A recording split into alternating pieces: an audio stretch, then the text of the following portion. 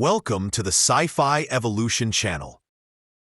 Rain poured down in torrents over the battlefield on Xanadu, turning the dark gray stone into an insidious mirror reflecting the stormy purple sky. Kayden West stood under the awning, his broad shoulders hunched against the cold. He had no intention of stopping on this remote planet, but only to replenish his fuel reserves before continuing his next voyage. But the storm chained all ships to the ground. Now he was watching what looked like a ritual battle between the locals. A crowd of purple-skinned aliens formed a tight circle around the two fighters, their silver hair glistening even in the dim light. Their mutterings rose and fell like a tide, a language his translator implant had difficulty fully understanding. A grumpy voice rang out next to him. "You shouldn't linger here. This is a clan matter." Kayden glanced at the elderly alien, noticing the intricate silver patterns adorning his purple skin. "I'm just waiting. My ship needs another hour to be ready to fly." The elder's eyes were like solid, featureless balls. They narrowed, then looked away. What's going on here is not for outsiders.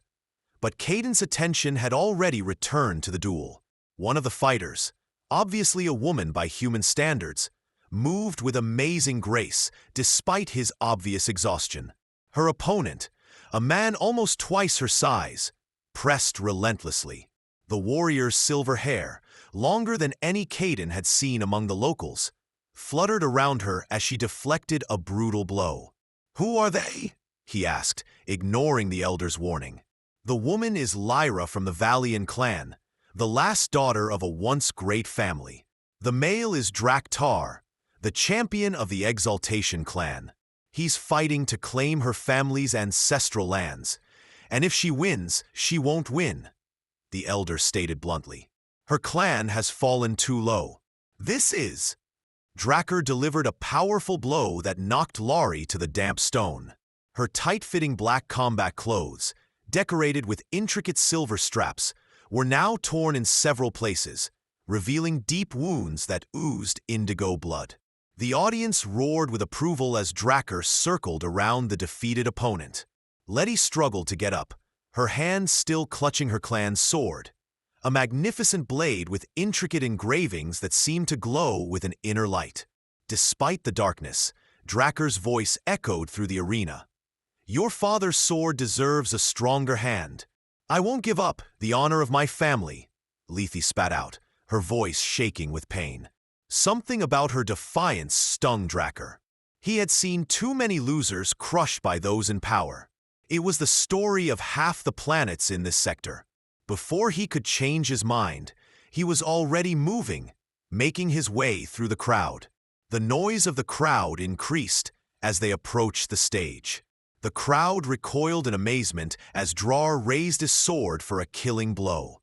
Lorati shouted, but not to her opponent Riker. Too late, as Drar's sword came down, Riker quickly grabbed Lorathi's fallen sword and blocked the blow with a deafening clang of metal. The impact shook his arm and shoulder, but he held firm, his muscular body absorbing the impact. A collective gasp rang through the crowd as Dreer stepped back, his four eyes widening in surprise. "This is not your fight, man," he growled. "It seems unfair to kill someone who has already been defeated," Riker replied, adjusting his grip on his sword. It felt strangely warm in his hand, almost alive. "You're a fool," Letty whispered, her voice a mixture of horror and disbelief. "Do you have any idea what you've done?" Before Riker could say a word, the elder he was talking to earlier walked out of the crowd, followed by a group of people dressed in elaborate ceremonial attire. They stared at Riker, their expressions ranging from amazement to indignation to, most worryingly, amusement.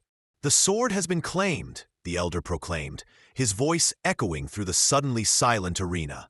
"According to an ancient law that has been unbreakable since time immemorial, whoever wields the clan's sword in defense of its bearer becomes bound to that bearer by sacred bonds of marriage." Riker blinked. "What now?" "You claimed the right to be the husband of Latya and Varen," the elder continued dispassionately. "The duel is suspended. Now the right to bond must begin." Riker looked at Lorady, who was staring at him with an expression that suggested she couldn't decide whether to thank him or impale him with the same blade he had just used to save her. "I was just trying to help," he said weakly. "Help," she hissed, struggling to her feet. "You've just bonded with a dying clan on a planet you know nothing about. The blade chooses people, and it chose you. There is no escape from here." From this unexpected turn of events, Riker felt the pressure of 100 pairs of alien eyes on him. He has faced pirates, corporate assassins, and hostile wildlife on dozens of worlds, but nothing has prepared him for this. He came to this planet for a simple refueling stop, and somehow ended up engaged to a woman he hadn't even spoken to. "Well," he finally said, forcing himself to smile so that the smile didn't reach his eyes. "It will be quite an entertaining story if I live to tell it." "You can't really expect me to agree to this," Riker muttered, following Lorady through the winding passages of what she described as her clan's ancestral fortress, a massive structure carved right into the mountainside. Despite her wounds, Lorady moved with a determined gait, although Riker noticed that she sometimes leaned against the wall for support. The blue blood from her wounds had coagulated into a dark crust. Against the background of her dark skin, my expectations were irrelevant. She replied without turning her weapon. "That's all that matters. A sword cannot choose. It's an inanimate object." This made her stop and turn around, her silver hair fluttering like a curtain. Up close, he could see that her eyes were not completely black, as he had first thought. Tiny silver sparks danced in them, like distant stars. "Invar and the blade were forged in the blood of my ancestors for 16 generations, she said in a low and strained voice.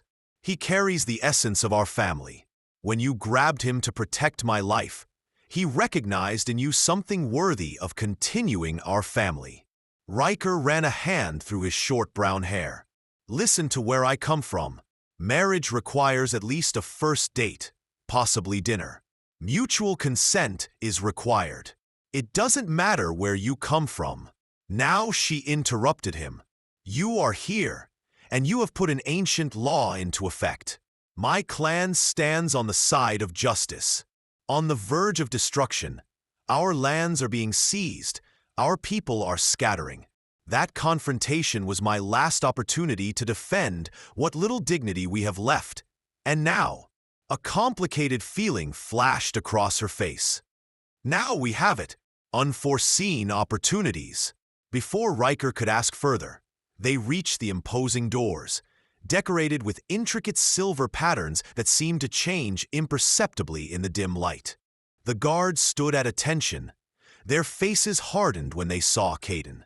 "The elders are waiting for you," one of them said, not bothering to hide his disdain. The chamber behind them was round, with a domed ceiling, through the transparent crystal sections of which the stormy sky could be seen.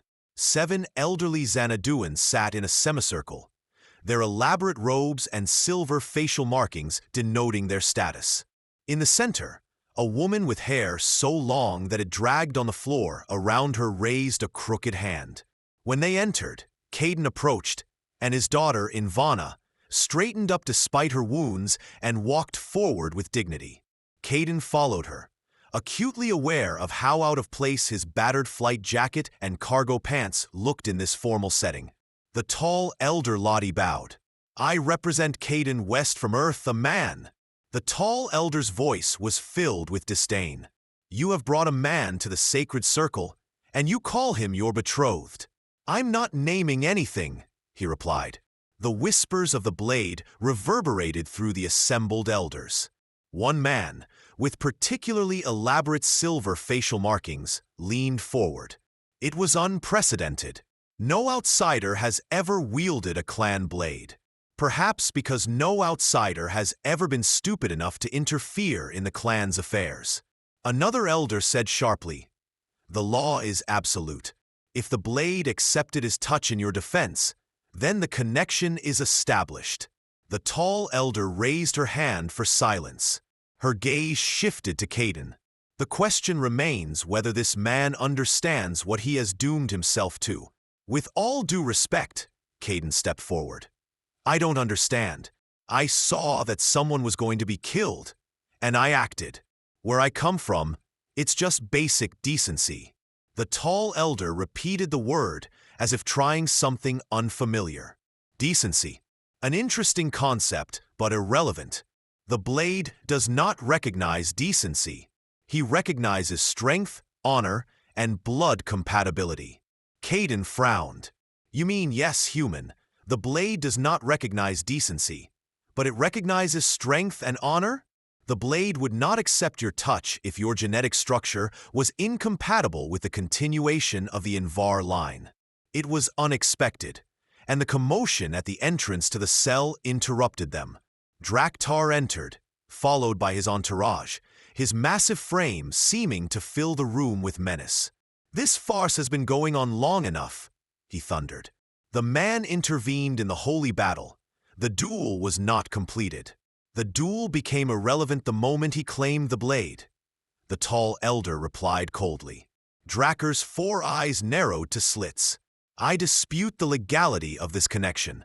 The man doesn't know anything about our customs. There's no way he can fulfill the duties of a clan husband. The High Elder acknowledged. This is a legitimate concern. Lottie stepped forward. According to the law, he has 1 full cycle of our moons to prove his worth. At this time, he is under the protection of the clan. A cycle? Drakar laughed harshly. It will take me much less time to prove his unworthiness. He looked at Riker. Human, you.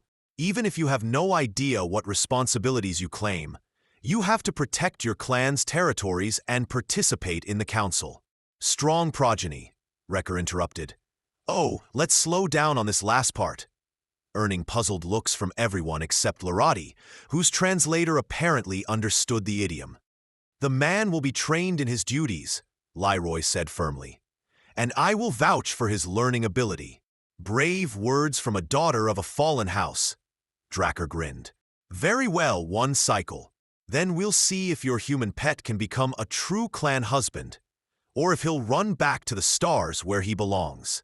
After Drakar ran out, the tall elder stared at Kayden intently. You have a lot to learn in a very short time, human. Your actions have consequences beyond what you can imagine. Wrecker muttered later as Lorati led him into what was presumably supposed to be his chambers. Wrecker finally asked the question that was burning his mind. Why didn't you just let me go? You could have told them. I didn't know what I was doing. Lorati stopped, her expression unreadable in the dim hallway. The moment you took up this blade, you became my clan's last hope. Without you, Dreer would have killed me today, and the Unvar line would have ended. You have a small chance, more than I had this morning. For what exactly? Her gaze met his, fierce and unyielding. A chance to recover, to return what was stolen from us, to make sure that my family's sacrifices were not in vain. She came closer, so close that he could smell the unfamiliar scent of her skin. You may not have chosen this, Kayden West, but neither did I. We are now bound by blood and honor. The only question is whether you will run away from this connection or accept it. With that, she turned and continued walking down the hallway, leaving Wrecker to ponder her next move, to wonder what kind of situation he was in, and if he had a chance to get out of it again. Lorathi's voice echoed through the training hall as Kayden exhaled slowly, picking up his practice sword, a weighted replica of the clan's sword that now rested in the ceremonial room. His muscles were burning from 3 hours of continuous exercise. Your stance is still wrong, she said, walking critically around him. Lower your center of gravity. Bend your knees harder. On Earth, we have a concept called taking a break. Kayden chuckled, but he adjusted his posture anyway. It's been 5 days since their fateful duel. 5 days of intense cultural and combat training had left Kayden exhausted. Lorati's lunar cycle is roughly 28 Earth days, which means he has just over 3 weeks left to master the skills that Xanaduans have spent their entire lives perfecting. Breaks are for those who can afford them, Lorati replied, though she kept moving. She sat down on the next bench, wincing slightly. Her wounds were healing, but not as fast as she pretended. Kayden lowered his practice sword. You should be resting too. These cuts were deep. My physical condition doesn't matter compared to the current task, which is to turn me into a true clan husband in record time. He joined her on the bench. I understand that this is important to you, but there is a limit to how much the human brain can absorb in one day. For a moment, he thought she was going to argue, but instead she nodded. You're right. I was too diligent with your training. Tell me about your father, Kayden said, taking advantage of a rare moment of personal conversation. Lorati was silent for so long, he thought she wouldn't answer. When she finally spoke, her voice was softer than he had heard before. Tyrone Naren was the best swordsman of his generation. He led our clan through border wars and forged alliances that have kept us strong for decades. Her fingers traced an invisible path across the bench. An invisible pattern on the bench, but the force calls for a challenge.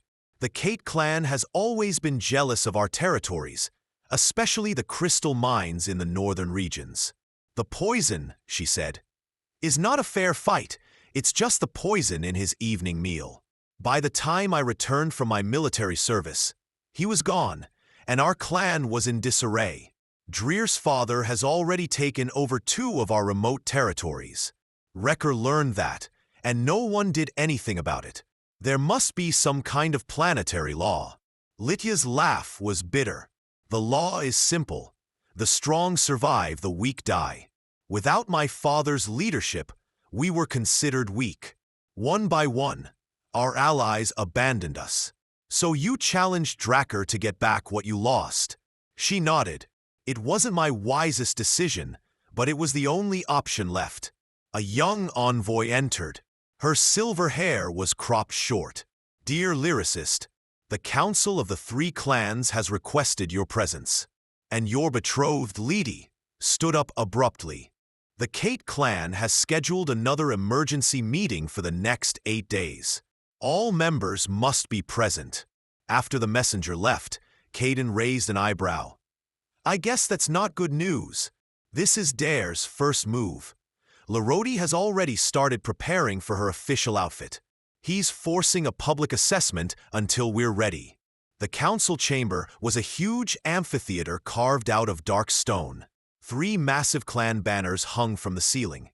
Invar's silver sword, now faded, Kate's crimson claw, bright and dominant, and the blue spiral of Tal, the most neutral of the 3 main clans. Hundreds of Xanaduans filled the tiered seats. Kayden, dressed in formal attire, felt like an exhibit in an alien zoo. Remember, Lorati whispered, speak only when you are being addressed directly. Maintain eye contact to show respect. Keep your hands always in plain sight to show that you are not reaching for a weapon. Kayden is done. I listened carefully at the meeting. The elders of the 3 clans gathered in the center of the hall, sitting on a circular platform. The leaders of the 3 main clans, Dracker, Kate, and Tal, were present, their imposing figures clad in ceremonial armor. Next to them, a calm-looking woman represented the Tal clan, while Kayden represented the Neon clan. Lorati whispered to her, "This is my father's wife. I'm the last of our kind old enough to attend council meetings." The tall elder stood up, signaling silence. The council of the 3 clans was convened at the request of the Kate clan, which initiated the meeting. Dracker stood up, his 4 eyes staring at Kayden with disdain. He spoke on behalf of his clan, and all those who honor our ancient customs. 5 days ago, an outsider unwittingly interfered in a sacred duel and claimed the clan blade. Now we are being asked to accept this man as the husband of the clan. He pronounced the word man, as if it were a curse. Lidi firmly stated that the law was clear. Despite being outnumbered, her voice was resolute. The blade accepted him, and the connection was established. The clan in Verona recognized Kayden West as their lawful husband and a member of their family. A clan can't choose an outsider who doesn't know their customs. Dreer slammed his fist on the council table, and the representative of Tau raised a slender hand. Maybe we should listen to the person himself. All eyes turned to Wrecker. He straightened his shoulders, fully aware that his next words could either strengthen or undermine Leidy's position. "Council members," he began carefully, "I will not pretend to understand all your customs or history. Where I come from, we don't have clan blades or ritual fights, but we understand honor, loyalty, and keep our word." He paused, meeting Dare's hostile gaze. "I didn't know what I was agreeing to when I raised this sword, but I'm not used to reneging on my commitments, even casual ones." "Beautiful words," Ducker grinned, "but only words. If you really want to observe our customs, then demonstrate your worth with deeds, not just words." "What do you suggest?" the elder asked. Dreer's lips curled into a predatory grin. "The trial of 3 trials, the traditional and appropriate way to assess the value of an outsider," he replied. Lyrith tensed. This test has not been performed for 7 generations, perhaps because it has not been necessary until now. "Unless your human betrothed is willing to admit his inferiority now," Dreer continued. Kayden felt Lottie's grip on his wrist tighten, but he was already tired of Dare's posturing. "I agree," he said firmly. The hall exploded in amazement. Larodi's fingers dug painfully into his arm. "You don't know what you agreed to," she hissed. "Then I guess I'll have to find out," he whispered back. "Because I won't back down from this challenge." The elder raised her hands, calling for silence. "It's decided. The trial of 3. Tomorrow at dawn, the man Kayden West will face the challenges of body, mind, and spirit. If he fails any of the tests, the bond between him and the Near clan will be severed, and the Cath clan will gain control of all remaining territories." Kayden turned to Larodi, his face full of worry. I tried to calm her down, but she remained speechless, her face taking on a gloomy expression. When the council dispersed, Dreer came up to us. "Enjoy your last night as a clan husband, human," he said. "Tomorrow you will learn the true meaning of the Xanaduan's power." Back in Lethe's quarters, she explained the upcoming challenges to Kayden. He will participate in a physical battle against a champion chosen by Drakkar, a mental challenge that will test his strategic thinking and knowledge of their history and laws, and a spiritual journey through ancestral memories stored in the clan blade. "You have to complete all 3 of these tasks tomorrow, and you have to succeed in all 3, she said. "If you fail, all is lost." Her voice softened. "I understand your fear, but you have to be strong. I should have clarified this earlier, but I was trying to shield you from the depth of the situation you were in." For the first time, Kayden noticed a hint of vulnerability in her expression. On a hunch, he reached out and took her hand. Her skin was colder than a human's, but it was soft, and she didn't pull away. "I may not know much about your world," he said softly, "but I'm a fast learner, and I'm not going to let Dreer win without a fight." There was a shift in her eyes, surprise, perhaps, or the first glimmer of respect. "Then we have a lot of things to prepare in a short time." The sun rose over the mountain fortress, painting the dark stone with amber light. In the ancient arena where Kayden first witnessed the Larity fight, hundreds of Kate Valyrians gathered to watch the trials. The air was filled with anticipation. No outsider had ever tried to pass the tests, and most viewers expected to see a challenge. After the humiliating defeat, Kayden stood at the edge of the battle arena, wearing a modified Enver combat suit. The traditional armor was modified to match his larger human physique, with a dark purple cloth embroidered with silver clan insignia. Next to him, Lottie was making the final adjustments to his arm guards. "Remember what we trained?" she asked softly. "The warriors of Kite Valyria rely on speed and accuracy. They expect you to fight like a human, relying on brute force and lacking subtlety. "I'll surprise them," Kayden replied by tightening his fingers on the hilt of his practiced sword. Despite his confident words, his mouth went dry. A night of rigorous training hadn't prepared him for what was about to happen. Loradi's fingers lingered on his arm. "You don't have to do this. We can still find another way." "There is no other way," he said. "And you know it," he added softly. "Besides, I've been through worse situations." Her expression said she doubted it, but she nodded. "May the ancestors be with your blade," she said when the horn sounded, signaling the beginning of the test. Drakkar approached from the other end of the arena, followed by a Xanaduan almost as big as himself, clad in crimson battle armor. "For the first trial," Dreer announced, "I present Korax, the third blade of the Kate clan, undefeated in 17 ritual battles." There was a murmur from the crowd as Wrecker glanced at Loradi, whose expression had become tense. He chose their best melee specialist. Korax is known for incapacitating opponents rather than killing them.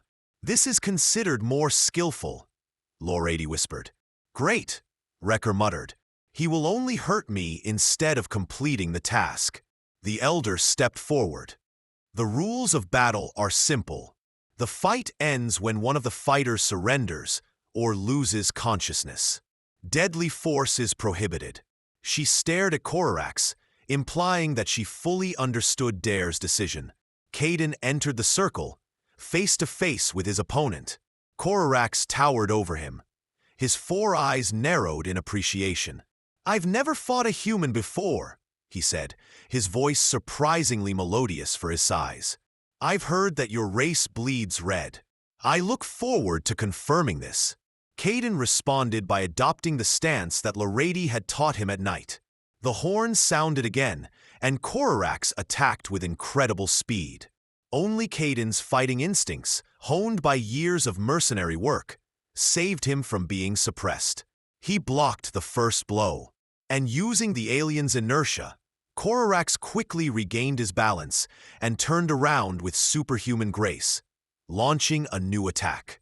This time, his blade slipped past Kayden's defense, leaving a shallow cut on his ribs. A collective gasp rose from the crowd as crimson blood began to seep through the purple cloth. "Korax has drawn first blood," declared Dreer with a smug tone. Kayden circled, carefully assessing his opponent. Librati was right. Trying to match Korax's speed and accuracy would be suicide. He needed to fight like a human, but with more cunning. The next time Korax lunged forward, Kayden didn't try to parry. Instead, he stepped into attack, accepting a glancing blow to the shoulder in exchange for access to Korax's defenses. Before Korax could react, Kayden slammed his forehead right into Korax's nose, which was clearly an unconventional move, and silenced Indigo Bloodspring. The members of the Kate clan shouted in unison. "No!" When someone shouted, the voice of the Supreme Elders cut through the noise, declaring, "Unconventional, but within the rules of combat." Korax wiped his face, his expression changing from surprise to respect. "So people still know how to fight," he said. As the battle continued, each fighter adapted to the other's style. Kayden received more punches, but delivered some powerful ones of his own, mixing Larrett's teachings with street fighting techniques that he had learned on a dozen worlds. As the minutes turned into half an hour, both fighters began to get tired. Kayden caught a glimpse of Lottie in the crowd, her posture tense. Something about her unwavering faith gave Kayden a new burst of energy. When Korax launched a barrage of punches, Kayden found a source of strength he didn't know existed, dodging the horizontal blow and grabbing Korax by the wrist. With both hands, Kayden used the alien's inertia to perform a simple human wrestling move that would have been unexpected by a Xanaduan.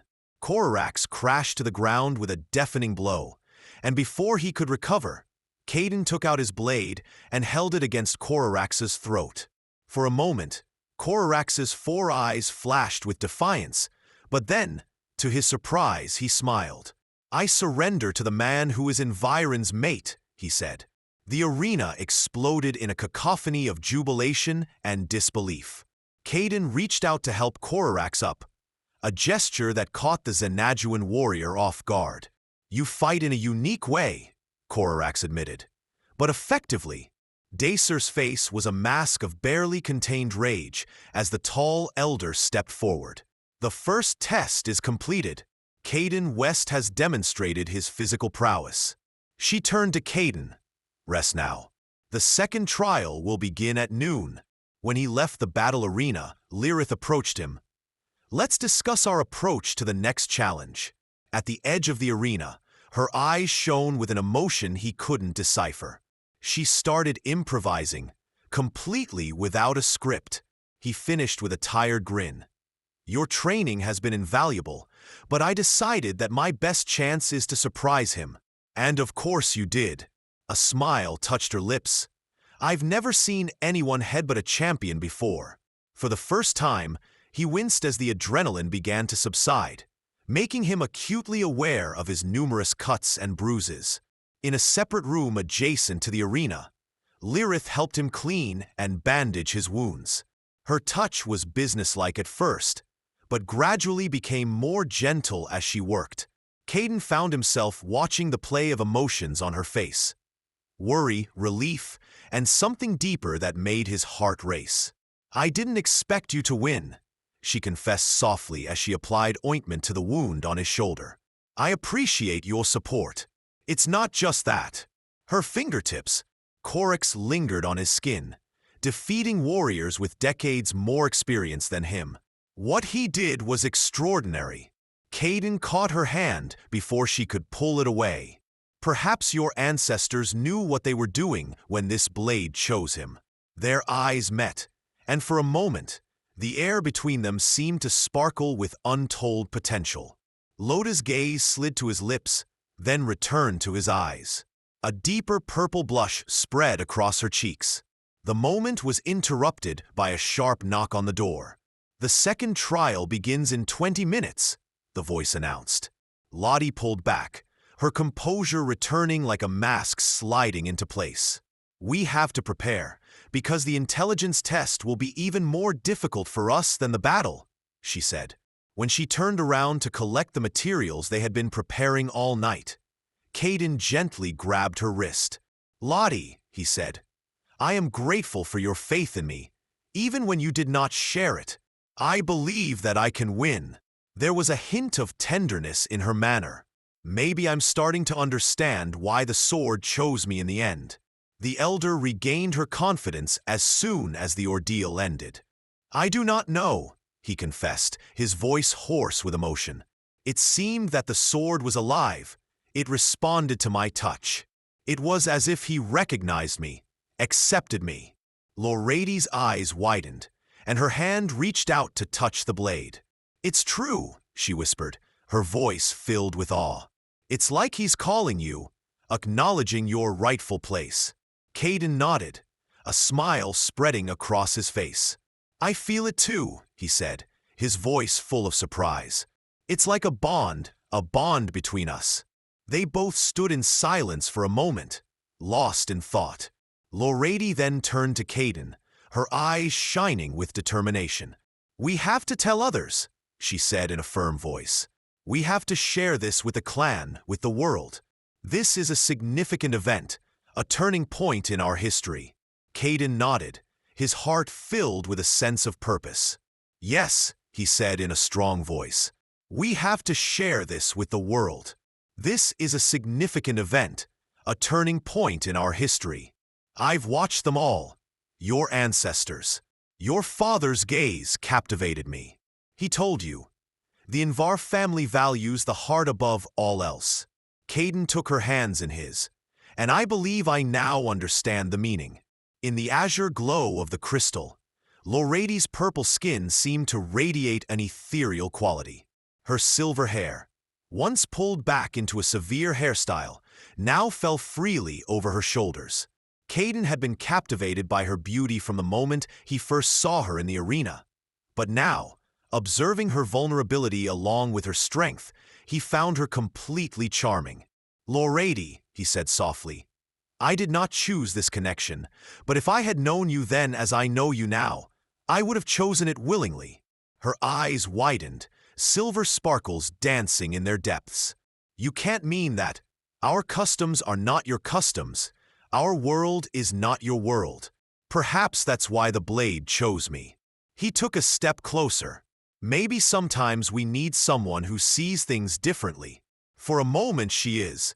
Lorady remained motionless, her actions reflecting her determined nature. She closed the distance between them and pressed her lips to his. The kiss was hesitant at first, crossing boundaries that neither of them had expected. Then something flared between them, a recognition that transcended their physical differences. When they finally parted, they were both breathing heavily. Kayden didn't start with the traditional Xanaduan greeting, but with a hint of unexpected humor, a smile playing at the corners of his mouth. "I don't want to be too ordinary," he murmured, pulling her back to him. This time, their kiss deepened, awakening the feelings that had been building since their first meeting. The world around them seemed to disappear, leaving only the two of them in a sphere of blue light surrounded by an ancient stone. When they parted, Lorady's expression changed. The warrior's protective shell has been replaced. As a woman who shared his desire, she said, "Go." Taking his hand, she led him to her chambers. There they spent hours talking about their lives, their pasts, and their aspirations.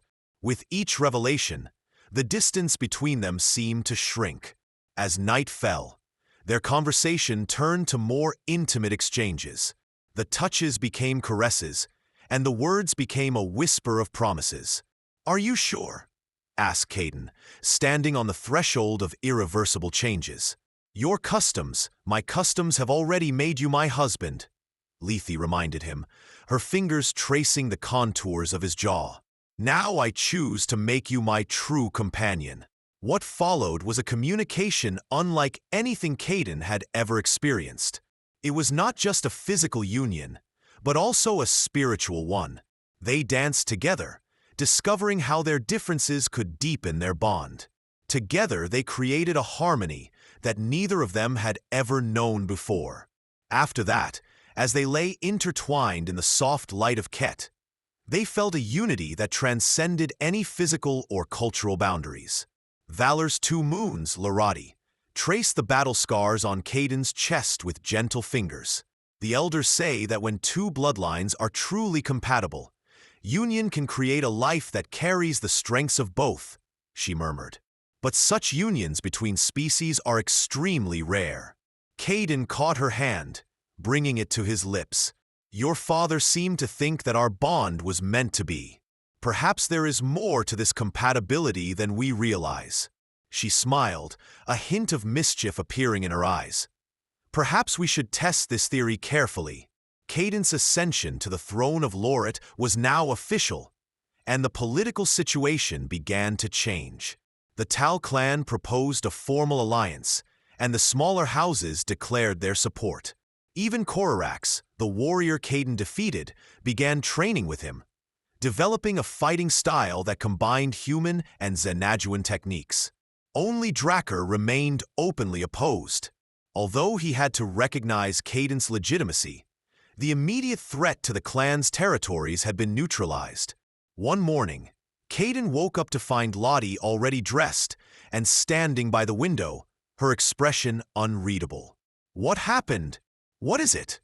he asked, instantly alert. She turned to him, her hand gently resting on his stomach. "Nothing happened, but something unexpected happened," she said softly, her voice full of surprise. "Our bloodlines are indeed compatible. I'm carrying our baby." For Kayden, this news was like a physical blow. In all the years of his travels through the stars, he had never imagined himself as a father, much less the father of a child who would connect the two worlds. He searched for words, but found only insufficient ones. "Mother, amazing, incredible." Letty walked over to the bed, taking his hands in hers. "It was unprecedented." There had never been a child between a human and a Xanaduan before. Our son or daughter will be the first of its kind. How can you be sure that the pregnancy will proceed normally? The clan's healers have confirmed this. The child grows up strong. Already her eyes met his. Suddenly, Kayden pulled her into his arms, hugging her with a tenderness that could not be expressed in words. "I never thought that I would have a family," he said, snuggling into her silver hair. "You gave me something I didn't even know I wanted." Hugging each other, they knew that their love would be strong enough to overcome any difficulties. The early morning light could not foresee the path their child would take, becoming the center of a storm that would change not only their lives, but also the future of Xanadu. The news of Larati's unexpected pregnancy spread through the clans like wildfire. What started as a curiosity, a man who became a clan husband, has now turned into a phenomenon that challenges the very foundations of Xanaduan society. A child from two worlds, carrying both human and Xanaduan blood, had never been conceived before. Many perceived pregnancy as a miracle, a sign of the favor of their ancestors. Others, especially those who were loyal to Dreer, saw this as an abomination, a threat to the purity of their bloodlines. The debate raged both in the council chambers and in ordinary homes. For Riker and Lorati, however, the political consequences took a back seat to more pressing concerns. As Leti's pregnancy progressed, her body underwent changes unlike any Xanaduan. The healer noticed that the child was developing faster than a typical Xanaduan fetus, but slower than a human one. The healer noted that the child displayed unique characteristics combining both bloodlines. "Everything is going well," Lethe reported one evening as they sat in their private garden, watching the moons of Xanadu rise above the mountain peaks. Her hand rested on her swollen stomach, where the outline of their active child could be seen from time to time. Kayden placed his hand next to hers, marveling at the strong thrusts into his palm. He said their child would be a fighter like their mother, or perhaps a wanderer like their father. She responded with a smile, saying that in any case, their child would make his own way. Kayden raised an eyebrow, asking if they knew it was a boy. Lethe confirmed, stating that the healers confirmed it today. The son of Invar and Earth. Their serene moment was disrupted by the arrival of Melis, Envirant's young guardian. He informed them that the High Elder had summoned them to the council chamber because the Kath clan had requested their presence. As they were heading to an emergency meeting, Kayden noticed increased security throughout the fortress. Soldiers from Clantal stood alongside guards at strategic locations, a display of alliance that would have been unthinkable months earlier. The hall was already full when they arrived, and Drecker was standing in the center, holding a battered scroll case in his massive hands. "Ah, the man and his companion," Drecker said, his tone laced with barely concealed contempt. "How fortunate that you're arriving just as we were discussing the abomination growing inside her." Kayden stepped forward, his anger obvious, but he put a restraining hand on Drecker's arm. "Choose your words wisely, Drecker," he said in a firm voice. "You're talking about the heir of the clan, the heir." Drecker let out a harsh laugh. "Or the fulfillment of the prophecy of disintegration," he said, holding up the scroll case. This text, found in ancient archives, speaks of a time when the blood of aliens from beyond the stars will mix with the blood of the ancestral clans, signaling a new beginning. At the end of the ceremony, the venerable elder came over and asked to study the prophecy. Reluctantly, Dreer handed over the scroll. After a few minutes of silent reading, the elder looked up. Dreer chose certain passages from the text, and she stated, "The full prophecy says, when the blood of the stars mixes with the blood of the ancestral clans, the child born from this union will usher in the end of an era of division and strife. In the hands of this child, the blades of many houses will become one, and a new era of unity will begin." The audience burst into applause. Dreer's face contorted with anger. "You're twisting the words to fit your agenda," she said. "I've read what's written, but there's something else." The prophecy continues. "The blade of the oldest house will choose the bearer of the star blood, recognizing in him a heart that can heal our divided world." All eyes turned to Kayden, who was now wearing a transformed and lifeless blade at his side. The advice was forgotten when Kayden quickly picked up Lorady in his arms and ran out of the hall, followed by the clan's chief healer and a squad of Marines. Hours later, in the sacred birth chamber, Lady was going through a labor that tested even her warrior spirit. Kayden stayed by her side, his arm almost crushed in her grip. Lottie's body was convulsing from contractions when their baby was finally born, his first cry echoing through the ancient stone chambers with amazing intensity. The healers quickly cleaned the newborn and placed him in the arms of Lottie, the perfect combination of both parents. The child's skin was a paler shade of purple than his mother's, with subtle shades of human pink, and his head was decorated with a crown of silver-white hair. When his eyes briefly opened, they were unmistakably human-shaped, albeit with silvery flecks reminiscent of Lorady eyes. Lorady said softly, "My father, Kayden and Van." Their private conversation was interrupted by the commotion outside. The doors swung open, revealing Korax, blood dripping from a wound above his eyes. Dreer made his move. He choked up, claiming that the prophecy was a fake, and demanded that the child be examined by the Kayden healers to confirm his viability. But his true motives were clear. Wrecker stood up, taking a position between the door and his family. "He will have to go through me first, and then through him, Korax. I stand with Environ and others in this, as does Korax.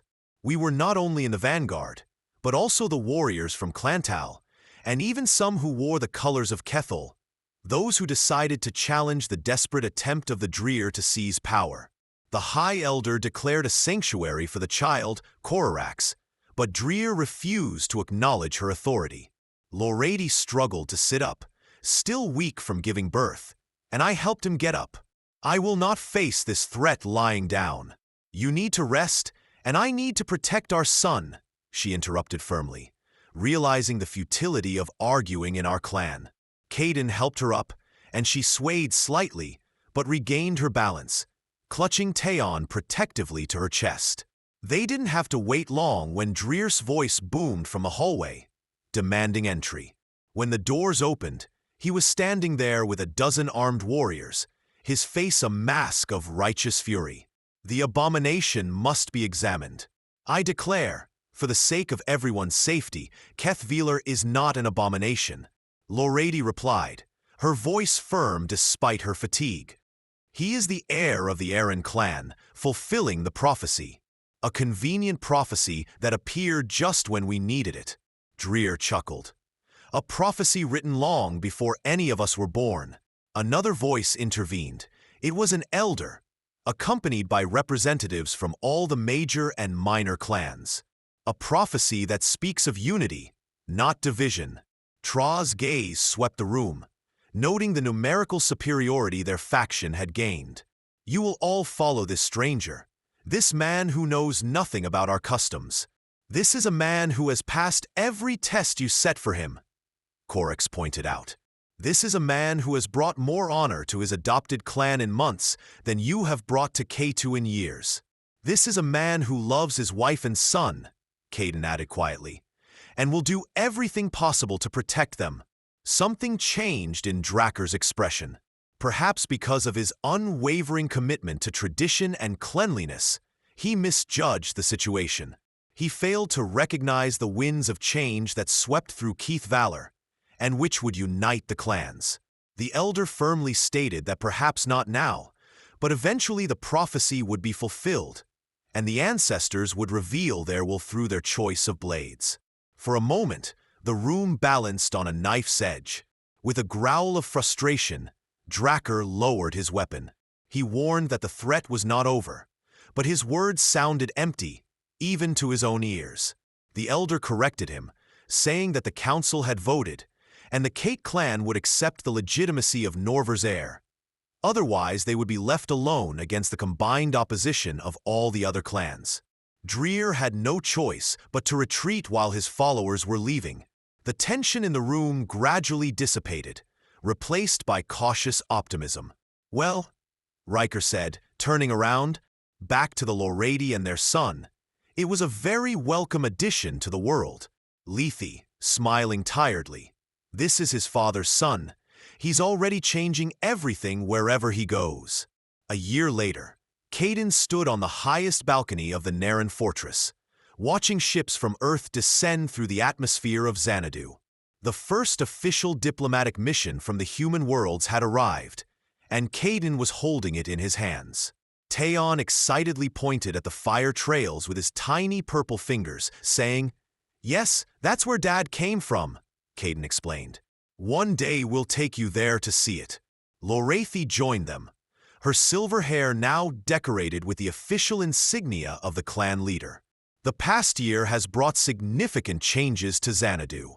The prophecy, combined with the undeniable reality of Taeon's healthy development, changed the age-old isolationist thought. Under the joint leadership of Wrecker and Lorady, the Baron clan ushered in a new era, the era of union between families, even after Drakkar, after a period of confrontation, after he finally accepted the new reality, especially after Korarak summoned and replaced him as the head of the Kate clan, in a surprisingly bloodless transition of power. "Are you nervous?" Lorady asked, hugging Kayden around the waist. "Introducing my alien wife and semi-alien son to my former commander? Not at all," he replied with a grin that belied his words. Representatives of all clans gathered in the Great Hall for a historic meeting. The Terran delegation, led by Admiral Charles, entered with due ceremony, although Kayden noticed barely concealed surprise in their eyes as they surveyed the ancient architecture and purple-skinned Xanaduans. "Captain West," Admiral Charles greeted him with a crisp salute, which was quickly replaced by a sincere smile. "I never expected to find you married to an alien clan leader with a half-human son. Life leads us wherever it wants to go." Unexpectedly, Admiral Kayden returned the salute, firmly shaking the elderly man's hand. He introduced Lorady and Vaughn, his wife and co-leader of the clan, and Taeon, their son. The Admiral's eyes widened as he looked at the child, a mixture of the two species, but somehow harmonious rather than discordant. "Wonderful," he murmured. "Truly wonderful." Later, when the diplomatic event came to an end, Kayden found himself alone with Admiral Charles in one of the ancient courtyards of the fortress. "You've done something extraordinary here, West," the Admiral said. "I just raised the sword," Kayden shrugged, "and everything else followed that moment. Sometimes a single moment of courage is enough to change everything." The Admiral turned to him. "The Alliance is very interested in establishing permanent relations with Qatar. Your son represents opportunities that we could never have imagined." After thinking about this question, Kayden unequivocally stated that he did not consider Charles as a scientific experiment. He agreed with Larry, who argued that Charles is a living example of the fact that their species is more compatible than previously thought, and that this has significant implications for the future. Kayden nodded in agreement, and they discussed the implications of this, expressing a desire that Theon could explore both worlds and cultures and serve as a guide between them. They wanted him to be the first, but not the only bridge between their peoples. The Admiral smiled and stated that the Alliance was ready to provide full diplomatic support and trade benefits to Taeon in exchange for cultural exchange and mutual training. After the Earth delegation went to their temporary quarters, Kayden and Larry retired to their private quarters. There they laid their sleeping son in his exquisite cradle made of earth oak and decorated with Xanaduan silver. Rady noticed, "Your Admiral seemed like a wise man, and I agree with that assessment. This partnership will be beneficial for both our nations." Kayden agreed, and he was right about one thing. "What we have created here is truly wonderful."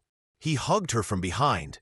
It wasn't just a political alliance, but also this United States of ladies. She turned in his arms, her eyes reflecting the soft light of the crystal lamps. When you first picked up my clan's sword, I thought you had ruined everything. Now I understand that you saved everything, not only my life, but also the future of my clan. But we saved it together, he corrected gently. And we will build this future together, day by day.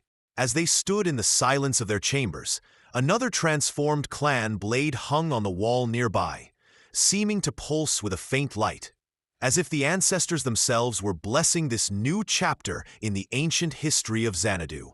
Outside, 2 moons cast their silver light on the mountains. The fortress shone brightly, illuminating a world forever changed by an impulsive act of courage and the unexpected love that followed. The young Kayden, heir to 2 worlds and harbinger of a new era, slept peacefully, unaware of the legacy he embodied or the future he envisioned. However, his parents and those who witnessed his birth knew, some bonds transcend worlds, and some destinies are written in the stars before we realize them. Raker, once a ruthless wanderer among the stars, embarked on his greatest adventure when he drew his sword to protect a stranger. Now, as Lottie's husband and Tyan's father, he has found not just a clan, but a home and a purpose beyond his wildest dreams. It all started when he used his clan's sword to protect Lottie, unaware that he would become her husband.